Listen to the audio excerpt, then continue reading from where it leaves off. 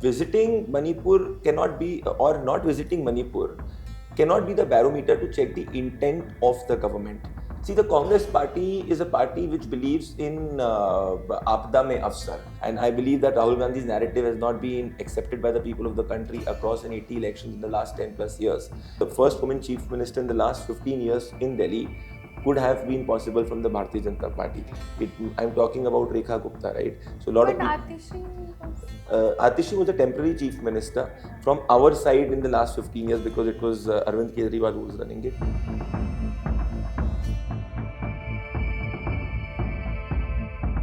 Hello and welcome everyone. We have BJP's national spokesperson Pradeep Bhandari here with us today, and we will be talking about politics, of course, but also about lots of controversies. Hello and welcome, sir.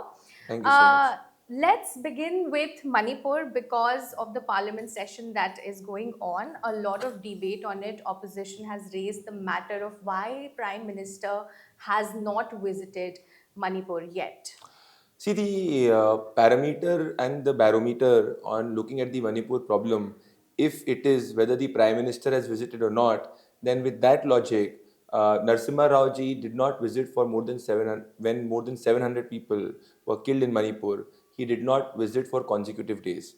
The Prime Minister and the Home Minister has addressed this problem and has spoken about Manipur thrice in the Parliament. And when the Prime Minister was speaking about it in the Parliament, the opposition had staged a walkout. So, the intent of the opposition is not to have a dialogue. Now, what are the facts? The facts are that if you see this government vis-a-vis the earlier government, 143% increase has been in the developmental funds. Now, on the specific context of Manipur, all of us know that the number of times Honorable Prime Minister has visited Northeast, no Prime Minister in the recent past, in fact, post-independent India has visited Northeast. Manipur is not about pure politics. Manipur is a very sensitive issue which involves two specific communities. And with the governor rule being imposed temporarily, the objective is to build a trust. You saw how in the last 2 weeks more than 1,000 arms have been surrendered. So I do believe that once the trust is built, the adequate measures will be taken. The Home Minister also stayed in Manipur for 4 consecutive days. But as Honorable Minister Kiran Rijiju said, who is very, very aware about the Manipur and Northeast, that the objective of the government has been and is to give a permanent solution for lasting generations. So I believe in the next few months, you will see lasting peace in Manipur. That is true, but don't you think that if the Prime Minister visits the state, it gives a message to the people also there who are right now suffering? No, I believe the people of Manipur have the trust on Prime Minister Narendra Modi's government. He spoke about it with an empathetic heart in the parliament. Visiting Manipur cannot be, or not visiting Manipur cannot be the barometer to check the intent of the government. The Home Minister has repeatedly visited Manipur. And as I said, that at this moment, the situation in Manipur is about building trust between two communities. And it's a continuous process. It cannot be solved in a day or two, but it will be solved. The issue has been that we have always looked at stopgap arrangements and stopgap solutions in the past. For instance, the Jammu Kashmir in the last 70 years, the Jammu Kashmir did not witness lasting peace. However, after the abrogation of Article 370, contrary to a lot of popular perceptions, Jammu Kashmir now is witnessing a 9% growth, and Jammu Kashmir now has seen a relative calm compared to what it was in the past. So I do believe Manipur also in the recent past will see development is happening, but we'll see trust between two communities. And once that happens, you will see other actions also being followed. So, why do you think Congress keeps raising this matter? See, the Congress party is a party which believes in Apda Mein Afsar, is what you say in Hindi. So, if you see that Congress party has never picked one issue very consistently, and because the Congress party has not been able to get the democratic support of the people of the country across geographies, it believes that it is acting as a rent-a-cost party. So if you study, even in the Northeast in the Lok Sabha elections, the Bharatiya Janata Party got more support than the Congress Party. So I believe its Congress Party's intent is not to have a constructive dialogue on Manipur or any other issue. Its intent is to create a ruckus because Rahul Gandhi precisely in the past has said that he wants to fight the BJP, RSS and the Indian state. So if an organization wants to fight the Indian state, the fulcrum of it is the unity and integrity of Indian state. I believe we're not just fighting a political opposition. We are fighting an entity which wants to attack the basic structure of our constitutional democracy. But he says the exact opposite. Well, the in a democracy, the trust and the verdict of the people of the country is the final judge. And I believe that Rahul Gandhi's narrative has not been accepted by the people of the country across an 80 elections in the last 10 plus years. And Prime Minister Narendra Modi and the government's pro-poor development policies has worked on the ground. This is why, in an era of anti-incumbency, India is the only place where you have seen a repeated government for the third consecutive time. So, which means that A, the poor on the ground believe in us, believe in Prime Minister Narendra Modi. B, they do not believe in the divisive agenda of Rahul Gandhi. For instance, I'll give you a data point. Since 2011, there has not been a single state government that the Congress party has repeated for 10 consecutive years. So, if Rahul Gandhi's agenda of development, or let's say hypothetically his agenda that the country is not going forward, was correct, why is it that wherever the Congress party has got a chance to get to do the service of the people of the country, whether it is in Himachal Pradesh, whether it is in Karnataka, look at any state government, Congress has not been in power for more than 5 years, whereas the Bharatiya Janata Party now has the third consecutive government in Haryana. It has been in government in Gujarat for more than 20 years, and for the in the Lok Sabha it is there for the third consecutive time. So if repeatedly people across geographies, across demographies, across languages are supporting us, it can only be possible when development is happening on the ground. That is true, but after the Lok Sabha election results, there was a narrative that, people of the country are looking at India bloc also as an opposition. After that, a leader of opposition was elected. He came to the parliament and he gave a message that people are not all happy. Given the example that UP also was not great for BJP. Well, I would say that you should just look at it as an aberration. And just to give an analogy of cricket, because you just recently won the Champions Trophy, which Shama Mohammed of the Congress Party were fat shamed Rohit Sharma, and the nation was absolutely angry on that. Yeah. If in Champions Trophy, let's imagine a hypothetical scenario that Indian cricket team bats first and sets a target of 300 is in the mind of the captain, but the Indian cricket team ends up scoring 240, whereas the opposition gets all out on 99. Who do you think will have the cup? The Champions Trophy will go to the winning team, which is the Indian cricket team. So I believe that those who were very, very happy thinking that 99 is like forming the government, they were given response by the people of the country in Haryana, Maharashtra, and Delhi, where you have seen that we have broken records. It could not have been possible. It is a vengeance of the people against the opposition, because I believe, in fact, I was reading a lot of your editorials also. Out of 10, 9 people thought that Haryana will be won by the Congress party. But contrary to popular perception, we won that. Maharashtra, nobody thought we will touch 200. We did that. Delhi, majority of the people thought that Arvind Kejriwal will come back to power. We won that. So, which means that we have our feet on the ground. On the part of why did we get a bit of lesser seats in Lok Sabha, because our expectations were so high. I believe that there was certain fake news which was spread by the Congress party on the reservation part, which now has been which we are now very cognizant on. And this is why if you've seen the by-polls of Uttar Pradesh, even in Muslim majority seats of Karhal, we won. And recently in Milkipur also, which comes in Ayodhya, we won with a record margin of 60,000. So we've done the self-correction and the course correction which was needed. But I'm extremely happy that the bar that everybody sets for the Bharatiya Janata Party is 300 and 272 plus. But Champions Trophy, when you win, you have won. But when the government is formed, the people have elected you for next 5 years. So now they have sent a leader of opposition. So that means that they want opposition. No, the people of the country, we've also said that we want a constructive opposition. Opposition in a democracy is the constitutional mandate which has to happen. Whether they get 20 seats, 30 seats, or 99 seats, that's not the matter of point. We at time had got 2 seats. That is what the country had given us. But we worked, and now we are a more than 240 seats party and 300 seats party as an NDA.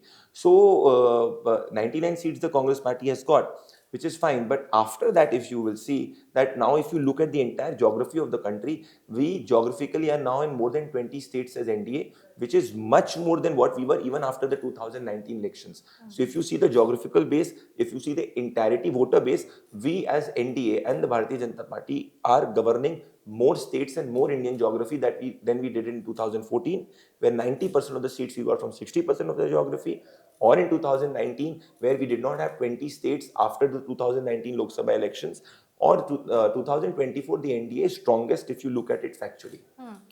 You were talking about the demography, and a lot of India bloc leaders have claimed that in Maharashtra elections, especially, there were addition of voters suddenly, and they have complained to the election commission. What does BJP have to say Well, about there it? was a very good data point which was released by one of the news channels that after every elections, whether it is the Lok Sabha or the Assembly, you have seen this jump happening, whether it is in 2009, whether it is in 2014, 19 or 2024. So it is not a one-off phenomena which is happening for the first time. Also, the opposition needs to make up its mind that it's the same election commission, the same voter list, which gets sweeping mandates to the Congress party in Telangana and Karnataka, in DMK, for instance, in Tamil Nadu. Whereas the same election commission, the same democratic process is discredited when the opposition does not win. I believe it's a concerted, devious, mischievous agenda by the opposition because they want to shield repeated failures of Rahul Gandhi.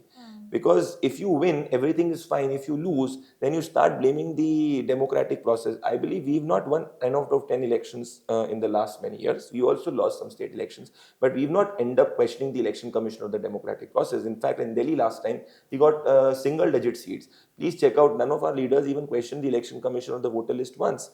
So I believe that this is what differentiates between a true democratic party, which is Prime Minister Narendra Modi's BJP, and a dictatorial party like the Congress. And I will end with a 10 seconds answer. As we speak today in Telangana, the Congress party has arrested a female journalist, or a digital female journalist, who was recording and filming videos of farmer distress in Telangana. So that is the respect that the Congress party has for a constitutional bodies and for free speech.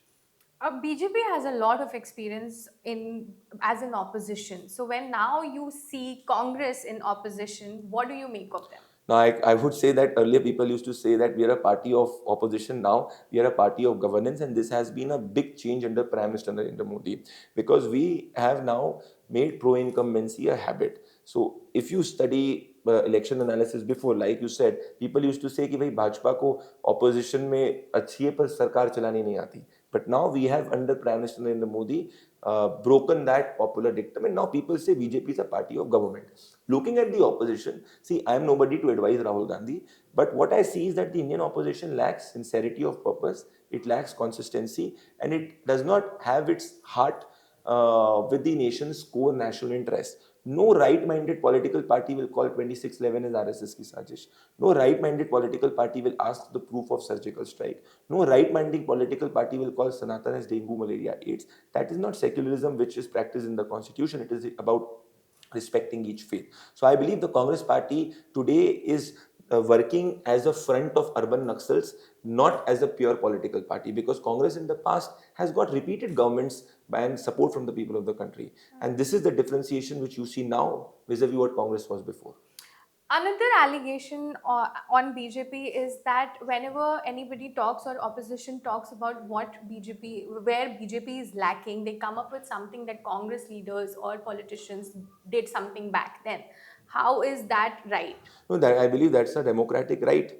A democratic right gives any political party to bring any political narrative, and it is for the people of the country to judge. It is not. We are not saying it is fiction that Congress party has ruled this country for more than 40 years. And when you have ruled this country for more than 40 years, particularly the Gandhi Vadra family, you will be accountable for it. Like we are accountable for what we have done. Like you've been repeatedly raising the issue of Manipur.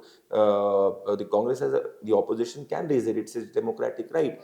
Similarly, we have our democratic right to expose the hypocrisy of Rahul Gandhi. Well, it is our democratic right to ask, like for 1984, the Sikh riots which happened, you saw for the first time Sajjan Kumar being convicted under our government. We have a democratic right to question the appeasement of whether it is Rahul Gandhi, whether it is Mr. Rajiv Gandhi or Jawaharlal Nehru. The people of the country, if they believe that we are wrong, they will give their verdict in front of that. But I believe in the people of the country are seeing through this, and we have the right to expose the Congress's hypocrisy. As a leader of opposition, what do you think of Rahul Gandhi? No, I think he's failed as a leader of opposition. And this is not what I am saying. Even Ram Gopal Yadav has said that. Even Sharad Pawar has said that. Even Mamta Banerjee has said that. The Congress party under Mr. Rahul Gandhi has not been able to get even the support of his India alliance leaders. Recall before 2024 Lok Sabha elections, Prime Minister said that it is the India alliance will break apart after the Lok Sabha, and that is what has happened. You judge a leader of opposition I basically judge a leader of opposition based on sincerity of purpose, and along with that, whether he has the gravitas to raise issues. This country has seen the likes of Arun Jaitley, Sushma Swaraj also as leader of opposition. So it is unfortunate that this country has a very cavalier leader of opposition. And I will illustrate with another example. In Indian politics, any person who does not have a godfather or is a first generation politician, after losing one election, will be sidelined by the party. Here you have Mr. Rahul Gandhi, who has repeatedly lost 80 elections and said that he wants to fight the Indian state, still continuing to be the face of the Congress party. This tells you the difference between the Bharatiya Janata Party and the Congress party. As an organization, what do you think Congress is lacking right now? No, I think Congress is anti-India in its approach today under Rahul Gandhi, and it's a statement which I make with a lot of sincerity. Um, and Congress, as I said before, is not a political outfit. No right-minded political outfit will oppose after the Supreme Court's verdict on Ayodhya, Prabhu Sri Ram's Mandir in Ayodhya. No like-minded political outfit will go and meet the Chinese ambassador during the time of Doklam without involving the ministry. So there are repeated instances where when the government and the opposition had to be on the same lens, the Congress party chose for petty politics to be as a front of anti-India elements. So today we are not fighting. In fact, I will give you another instance. When Rahul Gandhi speaks about caste sense, jitni abadi utna hak, why does Rahul Gandhi only speak about that only in the Hindu community? Why does he not speak about it in the minority community? Which tells you that the devious agenda is to divide the majority community and consolidate its vote bank, which the Congress has been doing in the past. So yes, it is a threat to India's unity and integrity under Rahul Gandhi. And if you deeply analyze as a journalist, the Congress has not been able to deliver its guarantee in Karnataka.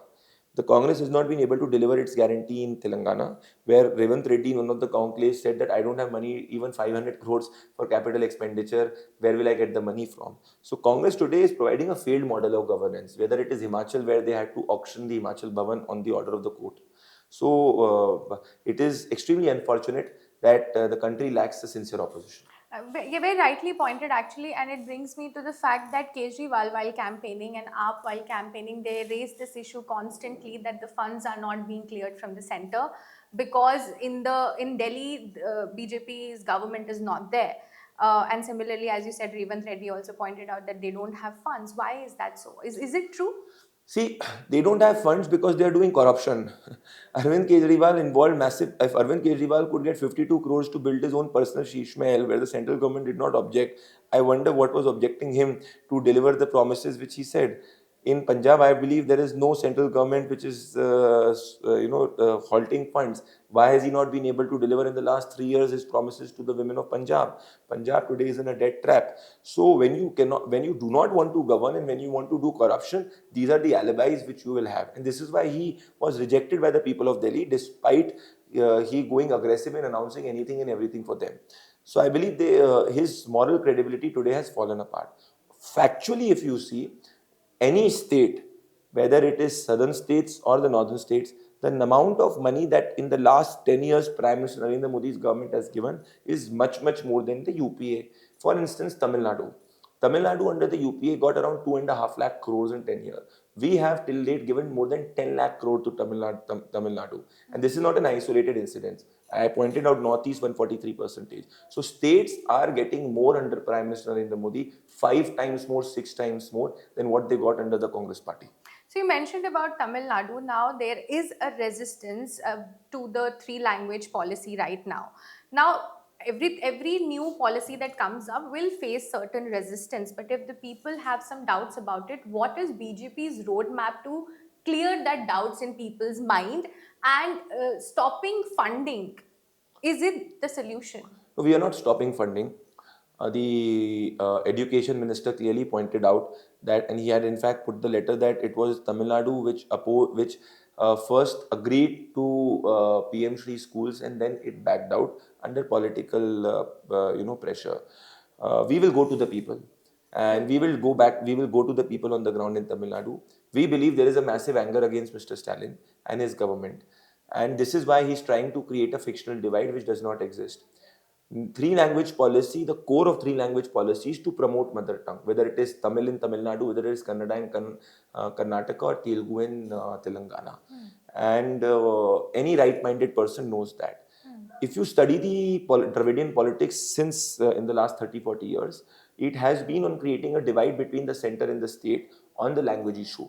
I believe that the Prime Minister, the amount which he has done for Tamil language is second to none.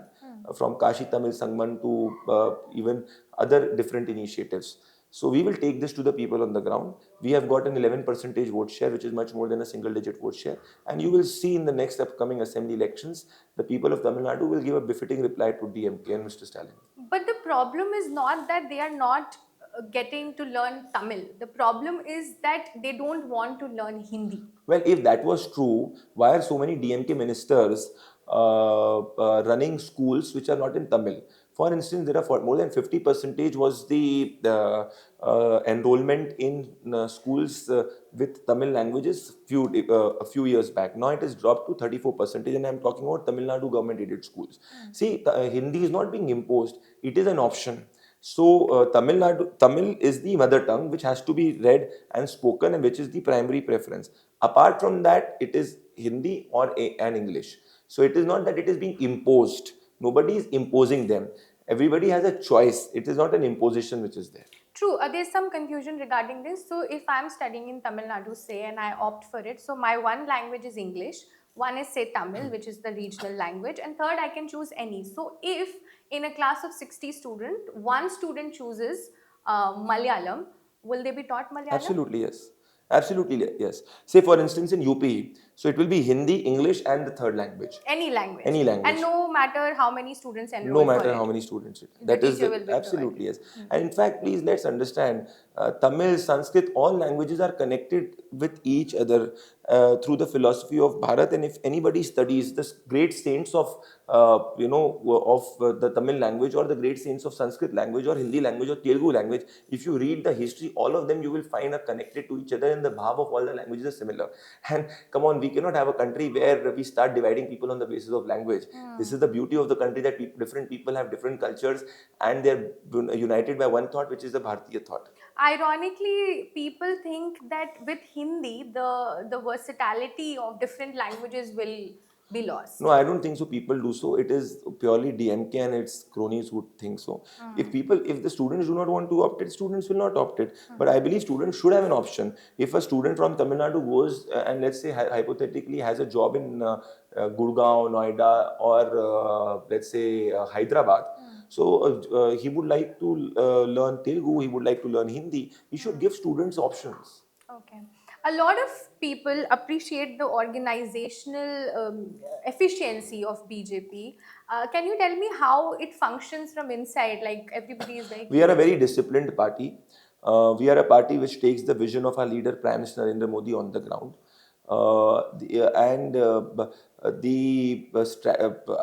The day-to-day organization has been handled under the party president and the Sangathan Mantri, and it is obvious that the Home Minister is involved in minute strategies, and the parliamentary board takes a decision. The beauty of the Bharatiya Janata Party is that it's not a top-down approach, it's also a bottom-up approach, which means that if an individual has to get a ticket, it has to be recommended by various stakeholders on that constituency. Along with that, the parliamentary board will also have a discussion on it, and then ultimately the party decides. This is why in the BJP, for instance, nobody could think that the first woman chief minister, not the first woman chief minister in the last 15 years in Delhi, could have been possible from the Bharatiya Janata Party. I'm talking about Rekha Gupta, right? So a lot But of people. Atishi was. Atishi was a temporary chief minister from our side in the last 15 years, because it was Arvind Kejriwal who was running it, and it could only be possible. And she does not have any, godfather. It's first generation politician. This happens precisely because it's an organization driven party, where the organization, I would say, does a SWOT analysis of the strengths and weaknesses of every leader on the ground, and then gives appropriate responsibility. We are an organization first party, individual second party. A lot of people say, and in fact, Rahul Gandhi has raised this matter in the parliament as well, that leaders are quite scared of Mr. Modi. And is it so? Because everybody obviously seems very serious, and because it is a serious job, but is there a lighter side to that? Well, I can tell you for sure that anybody who's met the Prime Minister knows that he is the most positive person you could ever meet and a person who's extremely connected on the ground. So I would say that if you do a mock poll on all the individuals from different fields, including politics, who have interacted with Prime Minister Narendra Modi, the perception will be absolutely contrary to what Rahul Gandhi thinks. In fact, what we have seen in leaders who have come to the BJP and also leaders who speak out in the Congress party, that it is extremely difficult to get an appointment with Rahul Gandhi or to speak with Rahul Gandhi. Today, the Prime Minister of this country engages with a booth karyakarta also in his booth sammelan. I was witness to it in Model Town when I was part of the narrative committee in Delhi. I have not seen a leader who is connected with a booth worker also, is connected with the party president also, is connected with his MP also and the minister. So I disapprove of this perception, and I believe it's Rahul Gandhi's perception, not the perception of the people on the ground. If you recall, the Prime Minister, the video which went very viral, the Prime Minister was on his road show, and there was a guy who said, who had the picture of the Prime Minister, and he was extremely emotional. The Prime Minister spotted him, and then he signed it. This is not something which is orchestrated, it is something which is organic, and this is how Prime Minister Narendra Modi connects with the people on the ground. Have you met Rahul Gandhi? No, I have not met Rahul Gandhi. I don't want to meet Rahul Gandhi. But what I have heard about Rahul Gandhi from all his close aides, all of the people, many majority people in the close proximity of Rahul Gandhi are extremely frustrated of Rahul Gandhi. Hmm. In fact, Congress workers are frustrated of Rahul Gandhi because they believe that he is extremely entitled and he's not doing enough for the organization. And Rahul Gandhi explicitly said that in Gujarat, where he said that he went all out against his own workers. How did politics happen for you from journalism to politics? No, I think meeting Prime Minister Narendra Modi and that interaction with Prime Minister Narendra Modi was the tipping point for me, which made me decide to do something good for the country. And working with Prime Minister Narendra Modi, I believe was an important means to and was an important not means a path towards it. You always wanted to be a politician? I always wanted to do something good for the country. So I started as a psephologist. I'm an engineer by background. My graduation has been an engineer. I started as a psephologist and coincidentally entered into journalism. Was there for a decade or so, and the shift happened in the last, you can say, a year or so. So yes, I always had this intent to do something good. Politics, you see the difference between politics and journalism, having seen is that journalism is about, a lot of people say it's about impatience. You need to get that story, you need to get that breaking news. But politics is about patience, it's about marathon. So how are you coping with it now? No, I'm loving it because I believe that whatever efforts I'm doing it for a larger cause. Any message for young budding politicians? I believe that everybody who has an intent to serve and do good for the country, irrespective of their political ideologies, should enter politics, because if you don't enter a field, you will not be able to change it. It is very easy to be a commentator, but it is extremely different to play the game. So you play, which is an analogy in cricket. So it is extremely easy to comment on politics, but when you enter, you will know there are so many variables attached to it, and there are so many factors, and you learn a lot. For me, the best part has been that I have traveled more than 400 Lok Sabha constituencies as a psephologist, where I got to interact with the people on the ground. And when I interacted with the people on the ground, the only thing which really resounded was common with me, that I saw people's life being changed by Prime Minister Narendra Modi, and that for me, as I said, was a tipping point. So even if I was in Tripura, for instance, in 2017, when I traveled for the first election, there was no direct flight from Delhi to Agartala. When I traveled in 2023, I saw a direct flight. In 2017, in the same place, there is a Chorilam district in Tripura, where earlier I used to pay through cash. When I went in 2023, I was paying through UPI. So when I'm seeing change on the ground, I am of a personality which wants to contribute to the change. You mentioned a lot about cricket. Do you play cricket? Do No, you I like have played cricket in my earlier days, younger days. I follow cricket a lot. I've been an avid follower of cricket when Saurav Ganguly and others used to be captain. We used to get up early in morning in 5 o'clock to watch India touring Australia when Lakshman, Dravid, Ganguly, Tendulkar was there. So yes, I love cricket. Who is your favorite? Saurav Ganguly. Saurav Ganguly. And apart from politics, what are your other interests? No, I am a lot into fitness, and I like reading a lot about texts related to the constitution and constituent assembly.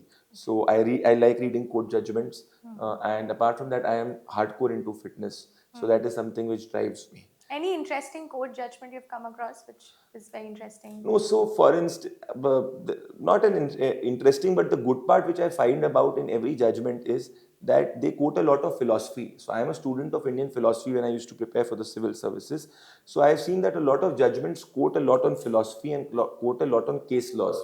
That helps you build your argumentation on other aspects of it. For recently, if you read the judgment on Sharjeel Imam, when the court declares him as a key conspirator, there is a pattern to how the court arrives at a verdict.